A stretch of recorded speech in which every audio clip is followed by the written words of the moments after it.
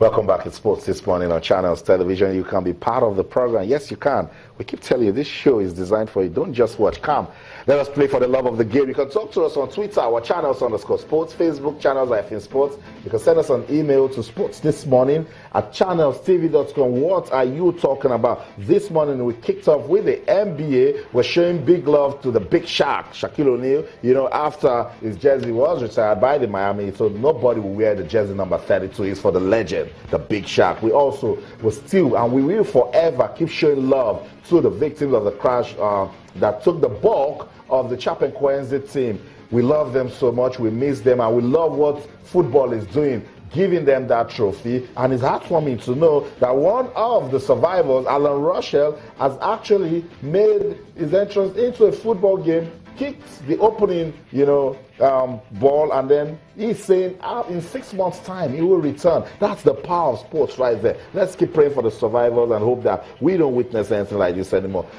Alan Pardew is gone. He's no longer the manager of Crystal Palace. How else can you explain it? When you're not winning, coaches are to be fired. So the owners of the club said, pack your bags and leave. We're hearing that the Big Sam, we're hearing Chris Coleman, also Roy Hodgson, former England manager, are in contention for the job. Also on the program this morning, the CAF Awards. We have the final shortlist. Who are they? I won't tell you. My guys are pepped up for that. We will talk about it together. We'll also talk about grassroots football development, put women into it. Assistant Oshoala, she's doing something fantastic. She's not just playing football, she's looking for a generation of younger stars that can play football just like she does. And she's saying sports and education can go hand in hand. We'll talk about that one on the program this morning also. We don't want to do the show alone. Come, let us play for the love of the game. Let's talk about the CAF Awards shortly. Everybody's saying is Mahrez his title.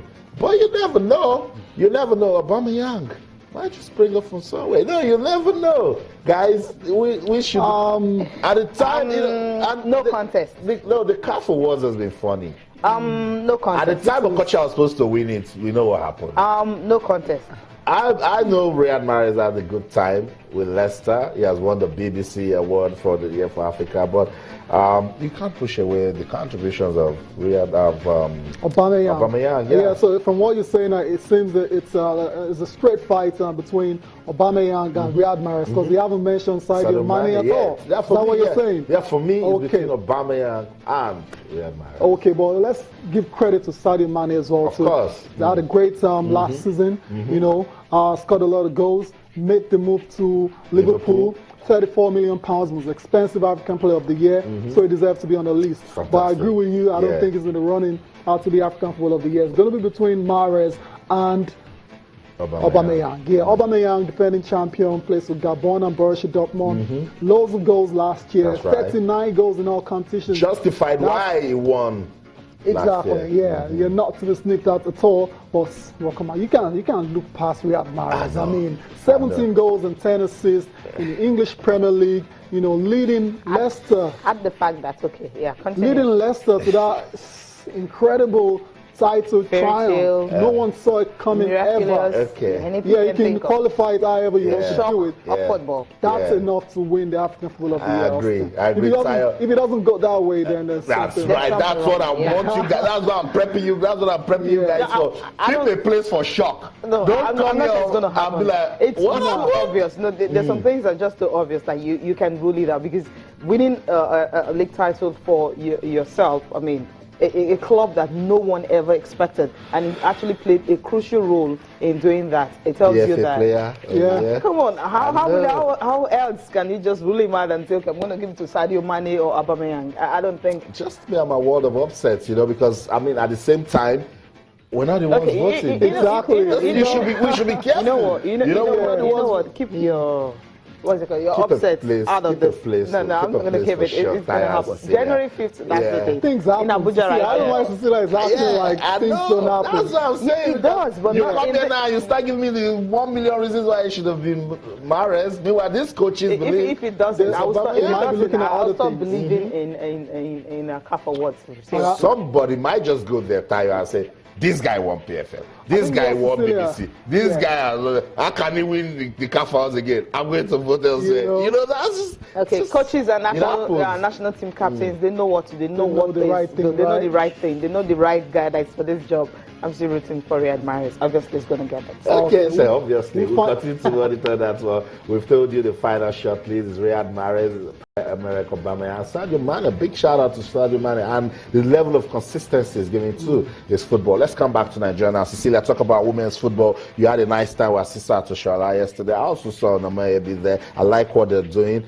We cannot take away the place of education and sports. Yeah, definitely. You know, that's why she's actually saying anytime she have the time, anytime she needs to be in the country when she's not playing for her club, she's not playing for the country, she take her that time, you know, to actually organize this tournament. This particular one, the first edition was last year. It wasn't this big, but this time it's getting bigger. 14 teams from across Nigeria. You have clubs from Edo, Ogun, and some other states, you know, participating. 14 teams across. It's under 17. This is at Oshoala under 17 invitational tourney. So the defending champions were actually invited to be part of this. Talking about FC Robo won it last year, but this time it was just 4 teams. Well, right now you have 14, and they support her friend Onome Bizotso giving her, and Lagos State Football Association also, the Lagos State Sports Commission, Deji Tinubu, all of them were there to actually give her the support she needed. That's why they're having a 14. They couldn't camp most of the team, but they said next year, look, they're going to be able to camp the team, at least give them like up to 15,000 or thereabout for them, you know, come down here. They should be able to camp them, and all of them will play. So next year we're expecting something really bigger and better. You know what? We just listened to her, Deji Tinubu, and also the first vice president of Nigerian Football Federation talking about Sheya Kiwumi. To encourage these girls, on the 17, on the 15 girls out there who's got talent, and also are facing 1 or 2 problems with their families, like the parents saying they shouldn't go into sports because they actually want them to play, they actually want them to just to go to school, you know, because nowadays parents they just want their children to go to school, they don't want them to go into sports. But I'm using this time to preach to the world that there's always a way of merging education and football together, and sports generally, not just football, you know. But this is my own part. This is my area. I'm a professional footballer, and I feel like this is the only way I can use to communicate to other people to not to stop their children from, because I'm a graduate of Lagos State Polytechnic, so you can imagine. I think that if we all took time for our very busy schedules to use what God has given us to help those who are less privileged than us, we will all be better for it. So if the big sister who has made it, or in parlance that my children use, who has hammered, can come back, she's never hammer. That if she can come back and do this, I expect all of you, who by the grace of God will also succeed like her, and even more, to do the same for those coming behind you. Otherwise, you'll be ungrateful to her. I will support this event, not only with my presence, but I will also donate to this charity. For somebody this young and this early in her professional career to start to want to give back to society, you know, you have to commend that. And again, it's not that she has all the money in the world, but the fact that she wants to do something that's, you know, that's laudable, something that will help encourage the ones coming behind her and all that. From here onward, you know, the Lagos State Sports Commission will be part and parcel of this initiative.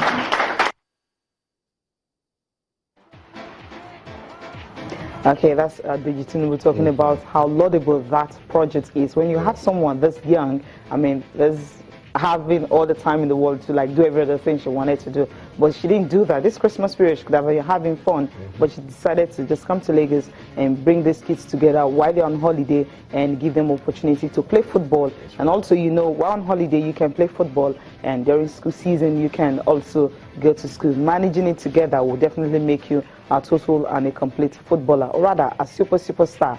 That's a yeah, that's what he says. When you go to school and you're a sportsman and you're not just a superstar, you're a superstar because you have two things, you know, working out for you. I totally agree. Tayo, big challenge to Super Eagles players right here. We want to see them also get involved in things like this. Yeah, because Sister Oshoala, this is really heartwarming. It shows her passion, for football. Particularly, she remembers where she's come from. FC Rubu, Rivers, Angels, and now she does in England. And she's been to Arsenal, she's been to Liverpool. Super Eagles players should also be doing. To me, that's the challenge from this. Super Eagles players need to get more involved in grassroots football development. That's the way it is. That's the way it is, right? I mean, like Cecilia said, she could have been in Miami on vacation. But she's decided, to do this and to, contribute, to the society. Very, very laudable. Hopefully, she gets the right support, because doing these things by herself can be very difficult. So if she can get that right support, the platform to keep, doing this project, and that'll be very good for the development of female football. We also talk about women's football.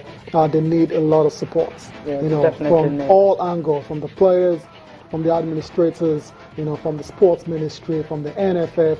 It has to be a concerted effort to get female football to that level where we believe they can get to.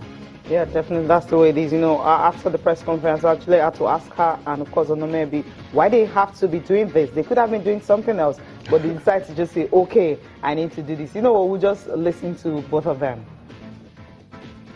Not about just showing or whatever. It's about giving the younger ones opportunity to show themselves, because they are the younger ones that are going to school that don't have competitions to play because of their school and all that. So this is a period of where the young ones that are going to school are off, so they'll have the opportunities to play competition and show themselves. So it's the way of giving back, and at the same time to make them, prove themselves that they can play football. This competition that is organizing, and which might have done in the past, is to bring more sponsors to female football, and we're seeing it's improving. Like last year wasn't like this, so this year it's like this. So I believe with time we have more sponsors to come even to our league, our female league in Nigeria. We'll have more sponsors with this kind of things happening that will come for it, and by the grace of God, which will always put God first, we'll hope and we'll pray that the sponsors come to our aid in terms of female football. Like I always say, I don't like wasting my break. Not just about me partying or going to club or whatever. It's not about that. It's about what you can impact in people's life during your leisure time. It's time for break for me, but I feel I can still achieve something with this break, not just to enjoy myself or something. So the one we had in February, I think that was the first edition, because I just looked at my schedule and then I noticed that this is the only time I'm going to be free to do things like this. So why not do the second edition now? Because in March, I'm probably going to be busy with my club activities, so I can do the second edition then. So it's better I do it now that I'm around, to make sure things are in place before then. I'm not going to come out and say the league in Nigeria is not good when I know there's something I can also do to help the federation grow. In my own smaller part, I'll try with my grassroots program for Lagos State, not just Lagos State, but in Nigeria, Like last year, just Lagos State teams that participated, and then this year we have teams from Ogun State, teams from other states coming in. So obviously next year the grassroots will be better, but in terms of the federation itself, the league, now we have the female league board, which is a very good step for us, a great one ahead. And I think the next 5 years, 4 or 5 years, the female football in Nigeria will be equivalent to that of Europe, if not even better. Okay, as I said there, talking about women's league development. These are only few ways to actually contribute to it. And we have a new board now, but that board is yet to be inaugurated. What's happening?